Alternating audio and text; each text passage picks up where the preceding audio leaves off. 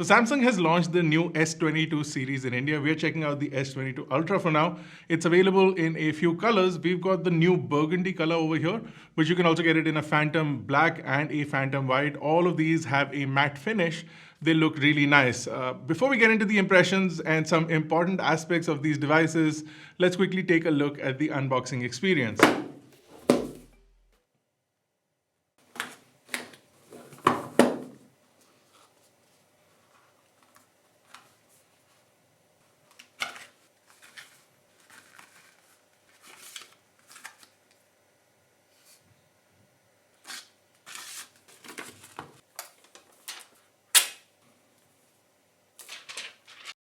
So it's pretty straightforward. All you get is the phone and a cable and a small quick start guide, and that's basically it. You don't really need anything else because Samsung assumes that you do have a charger available at home.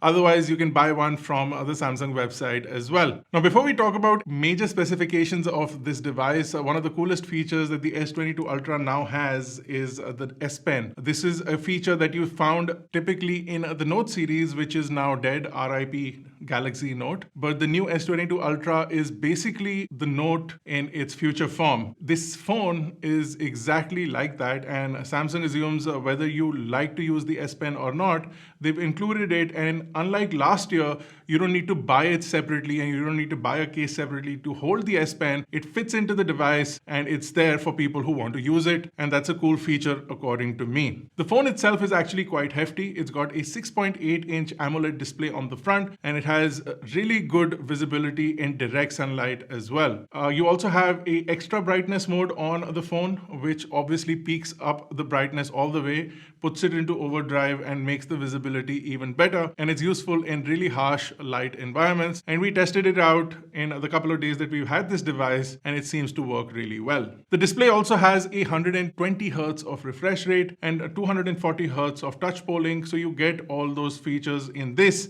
Another spec that a lot of people in India have been wanting to know is the chipset on this, and the S22 Ultra in India, you'll be happy to know, comes with the Snapdragon Series 8 Gen 1, and it has been tuned by Samsung to work really well on the S22 Ultra. Our long-term review will be out in a couple of weeks, so we'll let you know whether or not it has worked on this device as far as in India is concerned, and whether or not it performs as it is supposed to. You also get 12 gigabytes of RAM as standard, and you do get two storage options, a 256 gigabyte as well as a 512. The price difference is about 10,000 rupees between both of them. And if you guys are interested in booking them, and they are going on sale on the 11th, but you can pre-book them. We'll have links in the description below if you guys are interested in checking the device out or buying it or reserving it for you. So that was basically the spec that you guys wanted to know, the chipset, right? So thank you for watching. I'll see you in the next one. I'm kidding. Let's talk about the other things. That is the camera. You do get a 108 megapixel main camera, and you do get an ultra wide and a telephoto as well. You also do get a periscope lens as well as a laser autofocus module. So you can jump between an ultra wide, a main camera, 3x zoom, a 10x zoom, a 30x zoom, and a 100x zoom. Anything beyond 10x is a digital zoom, but we tested out some of these samples indoors as well as outdoors, and you can really go into your subject, and up to 30x is actually quite usable in case you want to test it out. We were doing some bird watching, and we got some pictures of some interesting birds using the 30x sensor. It's quite difficult to get a really nice image with the 100x, but if you have a really steady hand, you can possibly get an image.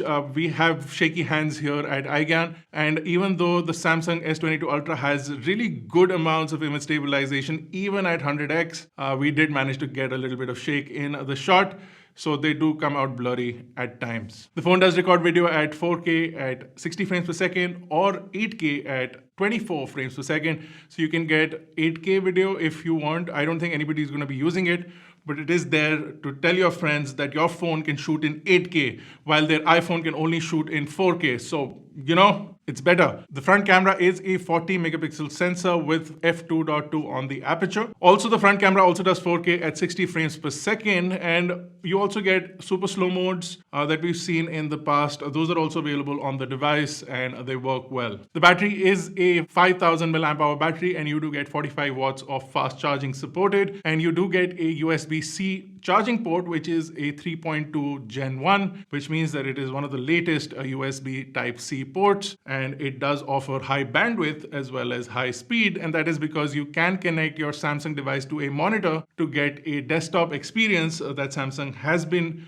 providing in their devices for many years now. The highlight of this launch, however, is the S Pen, and interestingly enough, if you do have a previous generation Note device, we wanted to test this out, so we did.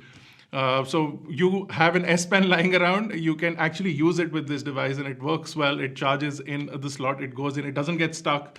So we wanted to test that out, that works. But you get all your Note features and you get some additional features like Translate and things that were not developed for the Note yet.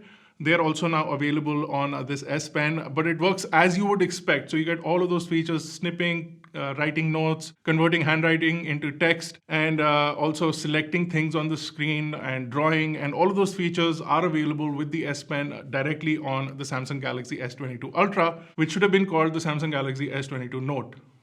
That would have been a better name, I think. Anyway, that's the device. You've got ample amounts of performance. You've got really good cameras as far as our initial impressions tell us. And you get the usual suspects. You also get IP68. You get really good build quality with Gorilla Glass Victus. The phone weighs in at about 228 grams and has a thickness of 8.9 millimeters, which makes it quite hefty as far as weight and size is concerned. But if you have standard size hands like mine are actually slightly large, but if you have slightly larger hands, you will have no issues using the Samsung Galaxy S22 Ultra. It's the Note.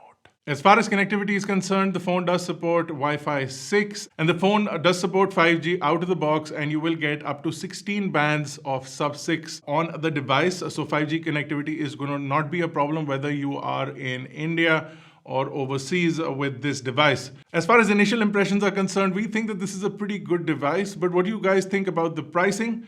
Do let us know in the comment section below if you're going to be booking a Samsung Galaxy S22 Ultra, and our videos on the other parts of the Samsung S22 series will be coming up shortly. And if you guys want us to review this in depth in a couple of weeks, do let us know in the comments below as well. This has been Bharat. You've been watching iGyaan. We've also announced the winners of our giveaway, so you can go check out the link in the description below if you did take part, and if you want to know who the winners are, or if you are the winner, go check it out in the links in the description below. If you enjoyed the video, don't forget to smash the like button, hit the subscribe button along with the bell notification icon to get notified each time a video goes up. This has been Bharat. I'll see you guys in the next one.